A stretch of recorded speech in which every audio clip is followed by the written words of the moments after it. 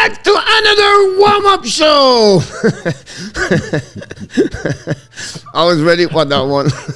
Yeah, it got us by surprise. This is Hockey Coach Guru. Coach Freshies are playing for the beautiful Sunshine State in Florida. It's hot. It's summertime. It's 90 degrees almost in Florida. And we have to go all the way to the north to find the co-host. Mr. ENORTAP is in the house tonight. Hello, Coach. Hello, Hockey Nation. I'm excited. It's second round, Mr. ENORTAP. We have to be excited. The hockey is a great night every night. It's fun to have the hockey. Tonight, game number 1 for Carolina Rangers, Edmonton, the Battle of Alberta, everything like that. And, I can't wait to see the chick, a Kane or Cashin or McDavid with Kudrow. Who knows who's going to get up? Or Mike Smith with Backstrom.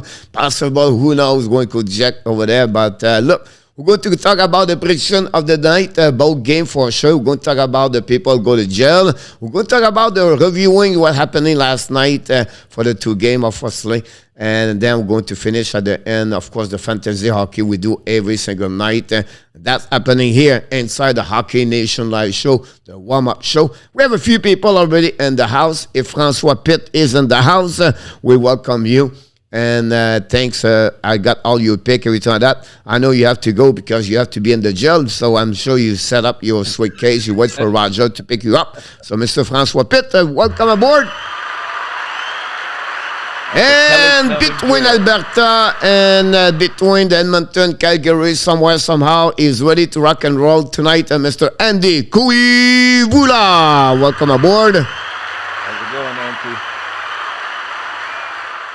And from Finland, Mr. Jarmo Vartanen. Moi, Jarmo. Jarmo is busy with the World Championship, Mr. ENORTAP. Too much to do. And that's why we miss him today at the Hockey Nation Live show at the lunchtime. And Mr. Corey Hill, welcome back. How's it going, Corey? Welcome. No, Corey, I don't have the cold. I have the hot, steamy. That's what I got right today. But we'll see. I went to the pool and not much happening. Still hot at that moment. Miss Kelly in the house. How's it going, Kelly? And Mr. Awesome Matthews, welcome aboard. Thanks to be a part of the show. Ranger, a flame. He said Tampa Bay and the Colorado will be in the final. It's coming from Mr. Awesome Matthews. Welcome aboard. Thanks to be a part of the show tonight. And Moi and Mr. Kilo. Kilo back in the house tonight. Thanks to be with us. Hey, Kilo. Welcome. And that news for Finland, Sweden. The rivalry of Sweden beat the Finland 3-2, an OT shootout. Finland getting more and more players the last couple of days because some team, they got, eliminate like Backstrack now. Backstrack is over there and Eskinen, everything like that. So I'm sure that those kind of teams now is getting better and better for the next couple of games to go. And we have Matthew Slider in the house. Et notre ami, directement de la belle province de Québec, M. Denis Rodrigue is avec nous ce soir. Merci, Denis. Don't forget to click on the likes. That'd be awesome. And then we have Michael Devilano, Puck and Red. I draft 2 great players today for Everett. Congratulations, Mr. Michael. Excellent. Hey, Michael, how are you? And Jarmo confirmed it was Eskinen and Islandell from Dallas joined the team of Finland, Mr. ENORTAP. So that will happening about this one over there. And like we do at the beginning of the show, Mr. ENORTAP, we ask people to click on the likes. That's the first thing. That's our first homework. The second thing we want to do is to go to the leaderboard. That's why we go. And that's what will happening about this one over there. So let's dive in at the leaderboard. Last night, first of all, we have to congratulate Mr. John Grega. He's not here yet. He is a great performance yesterday with Caleb South. Caleb, first time he participate, he have first of all, he deserved to have a 2-0 yesterday. The only one got 2-0 yesterday, Mr. ENORTAP. And then we have a bunch of people at 1-1. And some people are 0-2. We're going to talk about them a bit later. That happens. But, what happening also, we have Mr. Yamo still stay in the front of the pack again with 27-13. Followed by the coach and Mr. ENORTAP. We jump from the 3 to 2 now. And some slide like round with King. Slide at 3 with Pierre Martin and Jose Duarte. They all drop at 3. And then Andy Cuivula still hanging with us. We give him plus 10, Mr. ENORTAP. So we give him also whatsoever the winning percentage is a little bit different. The second position at that moment. So that's the leaderboard we have, Mr. ENORTAP. And any comments you want to add about this one? No, it looks good. It's great, right? I think that's a great thing about that one over there. Mr. Francois said, can someone please send me a burning phone? I will have to make some call until I'm a gel. We have a service at the phone over there, Francois. Don't worry about that. It's like usually in the past, someone it cross the windows and you take the phone, you talk each other. But it's not the way. Us, we have internet and we have also Wi-Fi and you can use WhatsApp. So you have to use WhatsApp to reach the people. We give you a phone inside the building, but you only to go with the one apps called the WhatsApp. So that's the only thing you have to work. But again, Roger, he's the master of all information. You ask Roger is going to help you to give all your phones. Check under the mattress, Francois. Here we go. That's all about that. Tony Rodriguez said that the Tampa Bay are a mission. Mr. William McLaren is in the house. Hurricane Allah is tonight. Welcome, William. Yamo said the coin phone put 25 cents and then you hear the phone like this. Yeah. No internet in Alcatraz. John Gregor back in the house. Congratulations, John Gregor. We talk about you. I will send a cake and he said about that one over there. So why not to go all the way back over there? By the way, we need to do some search. Send he went to the jail. Joseph LANHAM, we did not find out. We didn't find him anymore. So we have some things going on with Joseph LANHAM. He went to the jail, and since that, I don't know what's going on with him. So I don't think he enjoyed a lot the jail, or I don't know, Mr. ENORTAP. We not see anyway, Mr. Joseph LANHAM. Talking about the county jail. We have to talk about this today, Mr. ENORTAP. We cannot take the ladybug. We have too many people and God by that. By the way, if it was not Colorado win, Mr. ENORTAP, we have to take a bus swap team last night because it would be about 12 people to take the bus. I did not show the picture yet. We have to wait because it could happen the next couple of days for the bus swap team. But we work on it. We put the paint right now, and we have to make some logo. But we're going to have a bus SWAT team, Mr. ENORTAP, coming very soon. We have a budget right now. It's unbelievable, the budget we have. And then, unfortunately, we have to use the SWAT team, Mr. ENORTAP, today because it's happening today. For the first time, Francois Pitt and Pierre Martin are going for the jail for the first time. Good news for them is following with Round Kings 20, second tour. He go to the jail, Mr. ENORTAP. So he's not going to be last for both of them. He's going to be with the guide tour, Round Kings 20 for the next 24 hours. That's what they are, the people in the jail, Mr. ENORTAP. Any comments you want to talk about this? I still see you haven't changed the name of the prison to Kelly County Jail. Not yet. We work on it. Again, it's another negotiation where we have to be sure when we put the name. You have some rewards you have to give back every time. So we're looking on that one over there, Mr. ENORTAP. It's coming very soon to get the Kelly County Jail. And did you say we lost Joseph in there? Yeah, we lost Joseph. It's like the Hotel California. You go that's possible. Could happen about that one over there for sure for Mr. And I'm out yet, Kelly. Yes, finally you make it out after 3 days of the resort. Kelly took that place like a resort. So Kelly said that finally I have to get out. The coin phone is old school, the curry. That's look like Justin Trudeau going to the jail. And Jake McConnell, one gold wish. Hey, guys, and he laughed about that one over there. So that's happening, Mr. ENORTAP, for the quiz, for the SWAT, SWAT team and the jail, everything on that. So Francois Pitt, Pierre Martin, and Ron Wood King are going to be on the jail for the next 24 hours. We'll see who's going to return or is going to be to the jail tomorrow.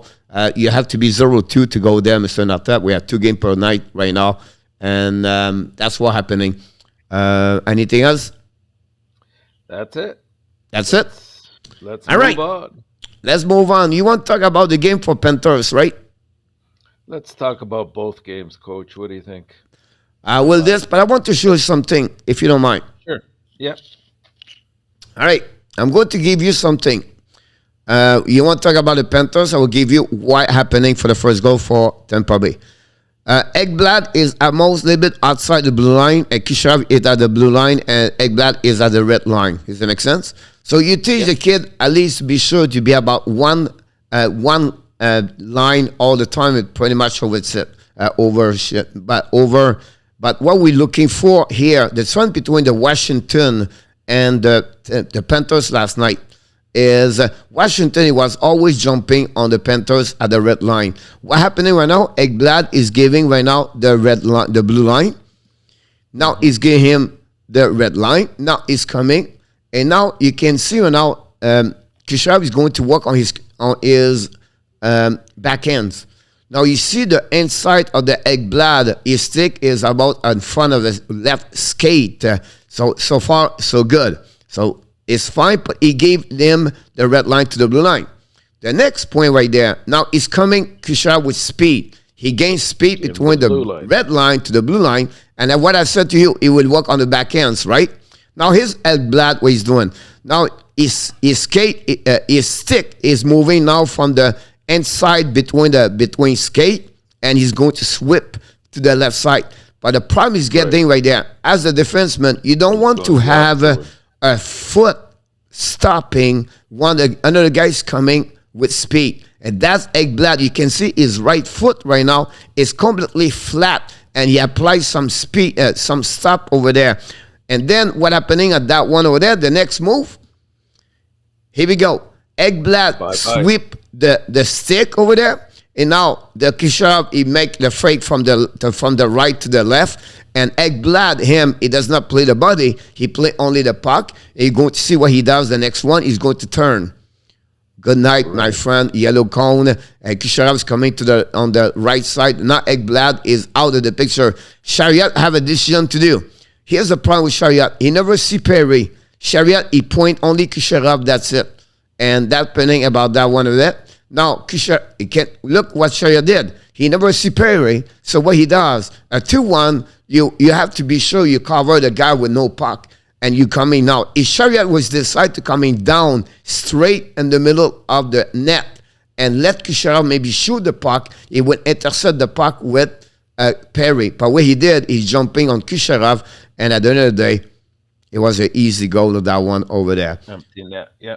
So that start with Ekblad. If we turn that, I just want to show to you, that's what I do in the morning, unfortunately. No, it's very good analysis there. So that's that's the first goal about that one over there. So let's let you talking about the game between them, Panthers and the Lightning last night.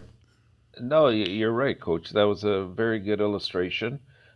Part of the problem that Florida is experiencing, and it's sort of passed over from the first round because they were doing similar things. They're really not approaching the man with the puck very much.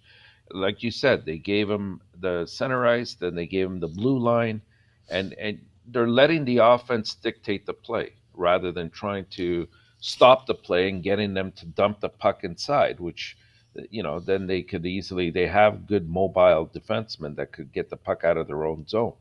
And they're getting themselves into all sorts of trouble. Yesterday, I got to be honest, I thought it would be more of a battle. Maybe, they're anticipating that too. And so we're not seeing, it's like two heavyweight boxers that are going at it. The first couple of rounds, they just kind of test each other out, but they're not going full force. Maybe we'll see this thing heat up as we go along. But yesterday it was like watching I don't know. It was not a very exciting game. Yeah, I know it. Only like 61 hit. All right. Usually they hit about 45 each other. 45 for the Panthers and 41 for the Tampa usually. So that's more than about 86, 85 hit per game. That's what he did all year long, the first round. Last night, 61 for both teams. So 31-30. So, and Panthers to be more efficacious, they have to be better on hit of the opponent players. That's right, exactly. Maybe it's time, I don't know, you bring in Lundberg a little bit just to stir the pot a little bit. But you got to, I sincerely believe you've got to take advantage of a depleted Tampa Bay team right now. We don't know how Point is. He's out game now. Right. So, you know, these are games you have to take advantage. Now they're in a situation where they have to win. Florida does. They have to win 4 out of the next 6 games, which is not an easy task to do against, you know, experienced team like Tampa Bay. They've got to take advantage of this because Tampa Bay is nowhere near what they were last year or the year before. Nowhere near it. For me, special team, like I mentioned before the game, on my key point. Yeah. And a special team last night is 3-6 versus 0-4, I believe. The Panthers are 0-22 since the beginning of this one over there.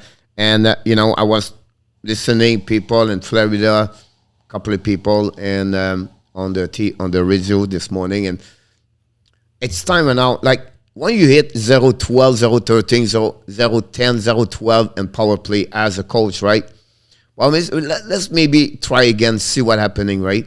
But when you start to hit a 15-18, you have to think, maybe I should change something there, right? One player retain. Now they are 122 and they still they don't change anything. They just bring Ekblad out and they bring back up 5 forward. And I think that's not. I think what I will do for them, I would change one or two players and play on the unit number 2 and bring Verhey. He have 12 points. So he produces something. He does something nobody does, right? Why not? And I will try with it. And for the benefit, I would try it.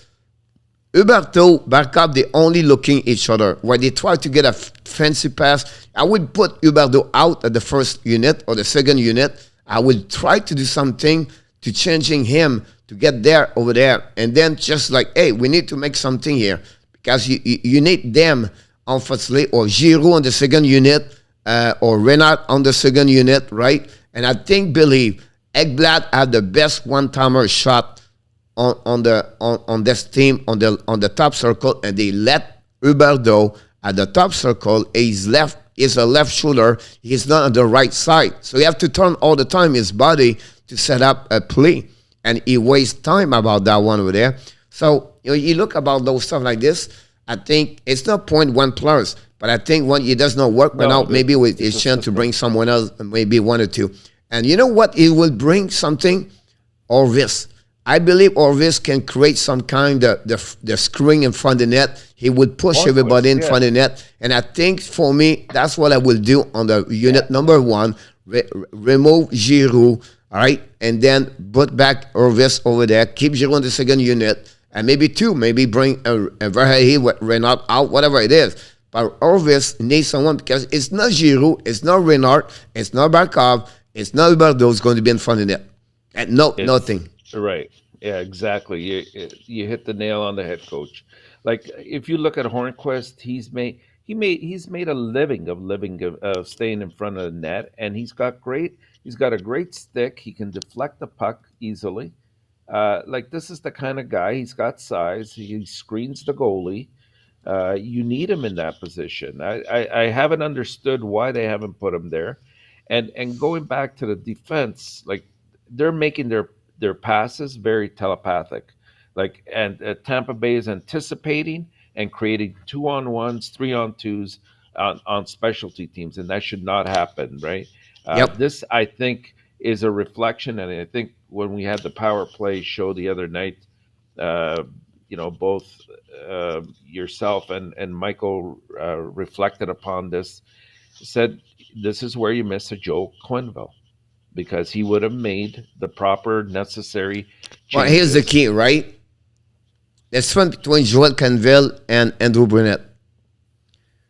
Quenneville don't really care about anybody. He did it. He have a resume behind that. He won the Stanley Cup. Right. So if he wants to sit Barkov or said, Bobrovsky, you don't be in the net tonight. It's going to be night or whatever it is. Nobody would say anything to Kendall. Nobody would said something if he put me on the third line tonight. But Brunette, he don't have that kind of the resume or that kind of experience, right? I'd agree, yeah. So he cannot tell to Bobrovsky, you know what, I'm going to bring Spencer Knight, or say Huberdeau, you know what, I'm going to put you on unit number 2. He don't have that kind of prestige yet, right? And that's the biggest where he missed Kenville, the experience and the way to speak to players, and each be a difficult decision to take. Like, I don't know why, and I talked with Renaud this morning. Who protects so much Mackenzie Weegar? It's terrible. I had no clue last night, and it's funny because I think it was Renaud or someone else, maybe Justin Cardero. By the way, Justin Cardero, welcome back. Jake McEnway, welcome back. Frankie Vittori, welcome back. And Pierre Martin and Ron with Kings 20, be ready. Roger is going to pick you up the next 24 minutes. Blackhawks fan 97, they're all back in the house. Don't forget to click on the lights.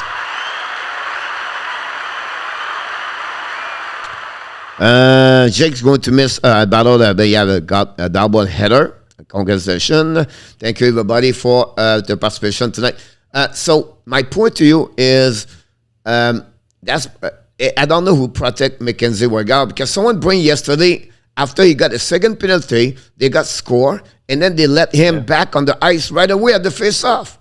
Right, exactly. When I coach me, if you're on the ice, you get a goal, you sit on the bench, whatever they are. And people, they have to give them. No, you have no chance right there. Go back, review yourself, reset yourself, refocus, and let's go back to the next line. I've been there all the time, me. The 5 players, I don't point one specific. I don't take up number 10, and then I let it. No, it's all 5. We are a group, everything like that. But right now, Mackenzie Weegar, mistake after mistake, and everything like that.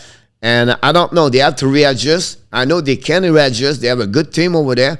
But now it's not a bottom 6 anymore. Mr. NOTAP, they have to get this from the productive, from the offensive, from the top. I'm talking about Huberdeau, the Barkov over there, the Giroux over there, the Renard, the Bennett. Bennett is nowhere to find. He's invisible. And he need to hit. He need to play his game like usually. He may be scared to take a penalty. I would say, hey, Benny, don't worry about that, buddy. Just hit everybody. And you take a penalty, we take a penalty right now. But right now, I want you to play your normal game over there. And you see number 86, put your ass on him right now, and every time you have a chance, hit him, and every time it slash him around. It's easy, those kind of stuff like that. I would cover Kucherov right now and the next game with someone. It's funny because I don't know why. I feel like they miss on the third line with Lundell. It's Marshman. I think Marshman can the game like a grinder, and he's on your face. He battle for the puck in the corner, a little bit like a Palette. But not the style of Palette like offensively, but the more like the play he play a little bit like the Palette style and the corner to recruit the power. So I think Lundell is a little bit nowhere to find also in that series so far. So look, we're going to see how they're going to respond. It's not over yet. I still have confidence about them, but the road's going to be long for them, and they will have to get their special team, because no team in the history in NHL NOTAP can win a series with 0 goal in power play. No, you're right. And last night was yet again a reflection of that. Tampa Bay goes 0 for 3. Florida goes 0 for 3. Tampa Bay goes 3 for 6. That's the story right there. Yep, exactly about that. Pierre Martin and Danny is installé a 90 inches flat screen de V and gel. Yeah, Danny is in charge about that. Mr. Danny D, welcome back in the house. Hey, Danny. How's it going? Here we go. Justin Cardero, great comments. The Panthers are looking for the perfect goal. The Tampa Bay is just looking to put the puck anywhere, anyhow. And that's how he works about this. Great comment about that one over there. Talk about the bad timing, Danny. Yep, exactly about that one there. Game number 2, Mr. NOTAP. It was last night. And, like, you watch the Panthers, and then you switch your TV channel, and you go to the next game. You put it on fast forward. And he said, wait a minute, what the heck is that? Like, you're right. You know what I mean? Like, I just got a U14, now I'm going to junior. It's like crazy. The speed of the game was completely different about it. Like I said this morning, at that moment today, I said no team in the East can beat any team in the West Conference right now. No. The way they play right now, I don't see that at that moment. You're And right. with all the respect for Tampa Bay, they did, you know what I mean? But their speed is not far to be close to what they are right now on the other side. Right. And So, Carolina's game is nowhere near where it should be either right now. And Blackhawks Chariot played an awful game last night. I agree with him. You know that Butthead, he did also. That's not helping also last night. You know, 5,000 he got about that one. He had no reason to do that, right? But again, he didn't have his best game yesterday for sure. But it's not easy play with Aaron Ekblad. He's very creative. It's hard because these guys haven't had a chance to play together. On defensive zone coverage is not the greatest there. And that's maybe one area he need to get better is that defensive zone coverage. So that's complicated the left defenseman because now you open up too many times the zone coverage. Exactly. All right, game number 2 of the game. It's St. Louis versus Colorado Avalanche. I want to hear what you think about this game last night. And don't forget, everybody, to click on the likes. And the predictions coming the next 5 minutes. Well, Coach, this one here to me was really the first period. I thought St. Louis played a decent game. You can tell maybe Colorado, because of the time off that they had, the amount of time off, they were a little bit rusty. But once they got their feet under them, like Colorado, I think from the second period on, totally dictated the play. I thought they had better speed. They executed a lot better. I mean, the only saving grace was the fact that St. Louis had Binnington in net. I think he had like something like 51 or 52 saves that he made. You look at the overtime, like I don't think I know the shots on net were 13-0 for Colorado, but I don't even remember St. Louis touching the puck in that overtime period. And I'm sure they did, but I'm just saying to highlight the fact that they don't have a lot of opportunities on overtime. They did a couple of times, right? They never hit perfectly Coimper. Maybe one time I see the puck around from behind, try to hit in front of net, right? But that's pretty much the only occasion they got during that power play, during that overtime for the first 9-10 minutes. Exactly, and who scored for Colorado? Even though their top line was well checked. You know, what do we have? Nikushkin. We had, I think, Girard scored his goal, and then of course the overtime. Manson, right? He had the overtime goal. So they've got just as deep a forward line as St. Louis, and they're getting results. It's a matter of St. Louis has to skate a little bit harder, and I'm sure that they'll respond better in game 2, but to me, that was very one-sided last night, and it showed just how complete Colorado is as a team right now. Yeah, Pierre said the Blues got better and better. Third period and OT, Blues won those 2 periods, in my opinion. And I would say, Pierre, I don't think so. No, the opposite. I'll be honest with you. I know on overtime, Pierre, 13 shot Colorado, and how many you think they have? The Blues? Zero. Yeah. The second period, the third period, 14-9, and then the second period, 19-9, all Colorado. The first one was only 8-7. What happening? Go ahead. There were, I believe, there were 3 or 4 goalposts. Like this could have been a blowout, really, if Binnington hadn't played to his standards, and St. Louis has to look deeper. The point here is that the outcome does not show exactly what it looked like at the end of the night, I believe. So for me, they St. Louis hanging there. One reason, 54 shots versus 25 so it's 2 shots versus 1. Ratio is 2-for-1, right? Yeah. So that gives you an idea of Colorado is completely. I can remember the big save he made one time on Nikushkin, the big save against Lekonen. one time. The crossbar they got over there. I think that game could be 5-2. At the point right now, I would give only one game to St. Louis Blues. Yeah. That's how I feel about that one over there. If they cannot readjust with the speed of Colorado right now, I don't see they can. And McKinnon, Rantanen, and Nipkoshkin don't have their best game last night. No, not at all. Right, and then it's the second line is Kadri, Lekonen, and Estergaard is doing well, and then the third line you have a Comfort over there is doing also great. So they are well balanced, and McCall, Taze, Girard, Manson, it's doing well over there. They will need some productivity, St. Louis Blues. I don't want to discredit there, but they will have to find a way to score more goals. We didn't see too much Tarasenko, Perron, and it was more yesterday, the Kiru. I think I would put Kiru on the first or two line. Thomas have a difficult playoff right now. Yeah, very hard. And I think I will make maybe that chunk Kiru to Thomas at some point. The other thing is, if you look at the stats, Colorado won 65% of the faceoffs. And St. Louis is a good face-off team, right? Like usually O'Reilly, he wins over 50%. Last night he was, I think, at 44 or 45, and that's not gonna cut it. That's part and parcel. Exactly about that one over there.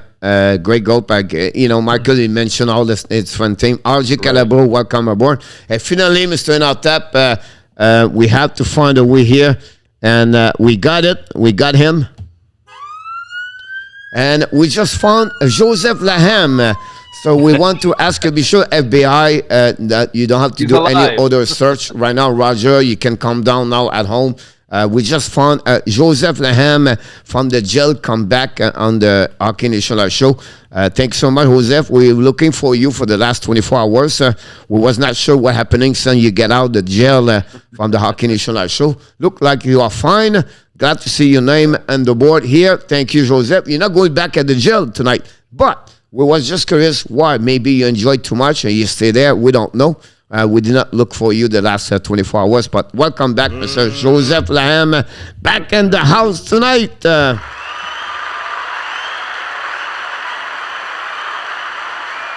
Confirm won all the FSL, the motion finale, and they lost 2. 8-7 the shot and OT. RG, no, the 8 shot, 8-2. It was the first period, Pierre. Nothing. Pierre Martin, the first shot. If Gérard missed game 2, that would be the Blues to be opportunist. Justin Calderon, did you see he got an incident ending the RX about that one over there? I was meeting and the Heat, Joseph, about that. Matt, salut mon Matt, on t'a manqué hier. Hey Matt, welcome. Yamo said maybe the tuna was poisoning about that one over there. And Pierre said the goal was fluke. I would say to you, Pierre, the puck has some ice. The puck go through front people for sure. And sometimes around those OT, the only reason because Bennington make a couple of saves before this happening. But I was worried about the Colorado because remember last year when Kokanemi scored, the shot was 13-0 for Toronto Maple Leafs against the Montreal Canadiens until the only shot Kokanemi after a turnover by Dermott at the blue line create that goal from Kokanemi to win the game number 6-5, I believe, and that's bring back Montreal for game number 6. And the shot was 13 Toronto versus 0. That's the game where Matthews and Marner 2 versus 0 after a turnaround by the Montreal Canadiens at the blue line, and Carey Price make a save. He didn't make a save. They missed the puck. They missed the net. I'll pass the Matthews to Marner at the end. So I just gave you. I remember everything. It's on top. Whatever my age is, I don't make the Alzheimer yet about that one over there. Could you answer 640 question, Corey? Yes. The reason why we don't sometimes answer to your question right away, guys, because we try to stay on the subject of what we talk about. So if you ask question and it's not on the subject we talk about, We cannot pick it up, your question, bring on the subject, so we push those questions at the end of what we just finished to talk about. I have no clue, Corey, about the situation with the ownership with Ottawa at that moment. I don't know if they sell the team. I don't know if the two girls going to run the team from Melnook. It's a question about this, Corey. I cannot answer to you at that moment. I did not hear anything about that. I don't know if you have something else going on with that part of there. We'll miss the playoff for the next 10 years, Corey said, Ottawa. Anything you want to add about this? St. Louis has to hit Pierre Martin. Yes, they do. Yes, they have to hit. It's just like sometimes the win is always past the guy is always too fast about that, but I can understand about this for sure. They have to slow him down. That's what it is. Exactly about this. Mr. NYR-CAR, it's time to do the prediction. Ça va très bien. Et toi aussi, mon Matt, j'espère que tout va bien. It's time, Mr. NYR-CAR, to pick it up where we are. We still have a lot of time tonight, but we have only 2 games, so it's not too much worry about this. It's time, Mr. NYR-CAR, pick it up. What do you need to talk about? And we'll see. We ask everybody to listening, Mr. NYR-CAR. Take your decision after he talk. That we're helping you to get 2-0 tonight. I just feel it. He's going to get a perfect game tonight. Oh, I don't know. I don't know about that, but we'll definitely try, Coach. The Rangers and Hurricane, they're set to meet in Game 1 here in Carolina for the opening of the second round playoff round. Both teams are actually coming off of a very thrilling Game 7 victory in the first round, so they definitely have a level of momentum going for themselves. Carolina eliminated Boston with that 3-2 win on Saturday, while the Rangers, they rallied back to win its first playoff series since 2017 by beating Pittsburgh 4-3 in overtime. The Rangers, they were down 3-1 in the series against Pittsburgh, and 3-2 late in the Game 7 before Zibanejad tied the score with I think it was just over 5 minutes left in regulation, and then we know what happened in overtime with the power play goal by Panarin. A key player for the Rangers, this season, the entire season, has really been Chris Kreider. If you stop to think about it, I mean, he scored a career high 52 goals, which well surpassed his previous high of 28, which he duplicated a couple times. Kreider in the first round had 4 goals and 2 assists. Or actually, no, he had 4 goals and 2 assists in the 4 games that he played against Carolina this year in the regular season. So he scored in every single game that they played, and they're going to really need him to continue that pattern in the series here. Both Panarin and Zibanejad also set NHL career highs in assists and points during the regular season. And again, these are the big guns that, they appeared in the last game, but they weren't as prominent as I thought they could have been in that first round. Sebastian Aho led the Hurricanes in goals with 37 and 44 assists, 81 points during the regular season. And he peppered the Rangers with 3 goals and 4 assists in their season series. So that's somebody to look out for from Carolina's perspective. Right now, the dynamic duo of Tony DeAngelo and Jakub Slavin have both each 8 points from carrying forward from the first round. So that's going to be a necessary ingredient for success for them. I like the work from Trocheck, Svechnikov, Jarvis, Niederreiter. Like, they led Colorado with 3 goals apiece against Boston. So again, that's that secondary scoring that we allude to many times, and they're going to need that.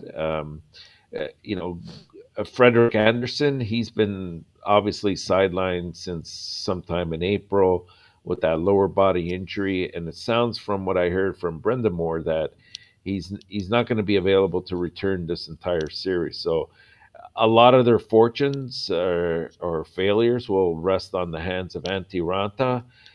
But he's been solid in net so far for the Hurricane. He posted a 237 goals against average and a 927 save percentage in the 6 games so far that he's played.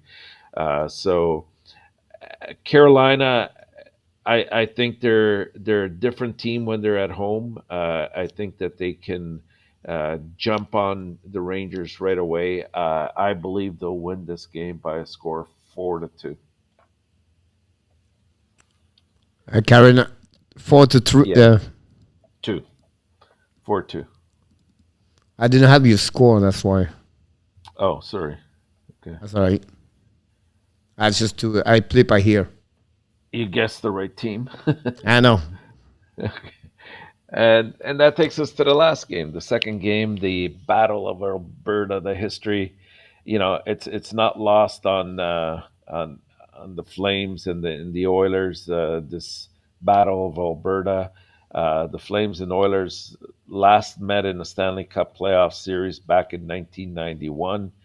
Even though both teams have been in the same division and conferences, they've been at different points of their development, and because of that, they haven't really met in the playoffs. Um, and if you think about it, 1991, many of the participants that are going to be in it this year from either team, they probably weren't even born or just about born at that time when the original Battle of Alberta started. The Pacific Division champion Flames finished 7 points ahead of the Oilers during the regular season. The clubs, they split the 4 meetings that they played against each other during the regular season. The Oilers taking the first 2 clashes, and then the Flames won the last 2. Calgary advanced after finally dispatching the Stars in a 7-game series that went the distance. And really, that was all about Jake Ottinger. Otherwise, I think that series would have been done a lot earlier. The Oilers, they needed a game 7 to beat LA. And Quick played fantastic in that series as well. Otherwise, that could have gone a little bit earlier. Uh, this The series is noteworthy for more than just the two city rivals. Edmonton is led by its dynamic duo of McDavid and Draisaitl, who finished first and fourth in the league scoring race. Um, I think they had, I think McDavid had 122 or 123 points, and Draisaitl had 110. But the Flames, though, they boast a trio of 40 goal scorers. When you think of Johnny Gaudreau, who finished second in the scoring with 115 points, and then they had Matthew Tkachuk and Lindholm, who as a line collectively also had the highest plus minus of any line in the league this year. So the edge may be in when you look at it, may be in Calgary's defensive game, which finished third in goals against, while the Oilers ranked 18th in the league this year. Um, but having said that, we saw that ever since Whitcroft took over, there has been a greater emphasis on their defensive style and their play, and they have improved it drastically from what it was at the beginning of the year. Um, on the injury front, Chris Tanev of Calgary, who missed game 7 due to an injury, he practiced yesterday, and I think he should be back for this game. I haven't heard officially if he's back, but from what I saw and heard, he should be there. The Oilers, they practiced without Draisaitl, and that's more just to give him a bit of a rest because he is playing on from what I hear, a suspected high ankle injury, maybe a sprain of some sort. Ryan Nugent Hopkins and Evander Kane also got the day off. But General Manager Ken Holland said that all 3 of them are expected to play in this first game tonight. I think this will go down to the wire. I think that Calgary will win it because they are at home, and it will be with an empty net goal, and they'll take this 4-2. Which one? Calgary. 4-2. Yes, sir. Oh my God, I was all set up already. First of all, we have to welcome a couple of people join us. Real Del Prim. We have Brenton W. Weatherman back with the house. Yann Gionnet, welcome back. And I think I see someone else. I cannot remember. However, if I didn't mention your name, we welcome each one of you. And tonight, we're going to go to do the Battle of the Alberta. So we'll skip the first game. I'm going to sign up around 9 o'clock, 9:10 tonight to watching the end of the game if the Ranger is close. And then we're going to follow after that. But my game, I do have a play-by-play commentary is going to be the game between the Battle of the Alberta tonight. So I just want to confirm for everybody. And in the chat, some people ask the question, Mr. ENORTAP. So I just want to get about this one over there. It's time, Mr. ENORTAP, to conclude the show with a fantasy night with what we are between you and me. And first of all, you crunch another point last night. Congratulations about that one over there. I got lucky to get Manson at the end with 2 points and the OT. But that's another subject. The overtime bonus, too. I'm sorry? Okay, so, and he got a bonus because of that overtime. Yeah, Lester Gag. Yeah, I said bonus, but yeah. Yeah, I'm going to take Carolina tonight as my team, and I'll go with D'Angelo and Fox on defense, and I'm going the entire Calgary front line of Gaudreau, Tkachuk, and Lindholm. But McDavid, Toronto. If you go with Calgary, I have to go with Edmonton, but as a site, I don't know yet. I'm going to just in case Teravainen, in case it's happening like that. So a lot of points we can make the second game of the night. And I cover Slavin with D'Angelo, and I cover Anderson because if he score with Lindholm and power play, Anderson get an assist. You got all your angles covered. Exactly. The late game, Mr. Blackhawks. If he don't make David, he must watch a TV about that one of them. Maybe he watch us at the same time. In a fight with Lucic Cashin tonight. And Mr. David Zucker is in the house. Mr. David, welcome. Good luck for your Rangers tonight. Blackhawks sell 12. What is your total, Mr. ENORTAP, tonight? Mine is 12. And yours is? 14. No. I go with Danny tonight. 15. 15. Kelly said 12. 13, Kelly. And Coach at 15. And then Terraneven for Kelly. Here we go. That's what I got, Terraneven. And I knew that. Now, we're going to get a coffee from Tim Horton tomorrow, Mr. ENORTAP, about that one over there. Andy, Javi with Gordy Orr tonight. Corey Hill, Ranta, Koskinen. About that, Mr. RJ, Go Rangers. Yeah, Mr. RJ, Mr. ENORTAP is the team he loves to do. He likes them more. Don't forget, before we shut down tonight, to click on the likes. That'd be great. Thank you so much, Michael, to join us tonight. I know you really excited about not excited, but you're part of the message, everything like that. Ian, thank you so much. We're going to be at Mr. ENORTAP, who is going to be in the jail tomorrow.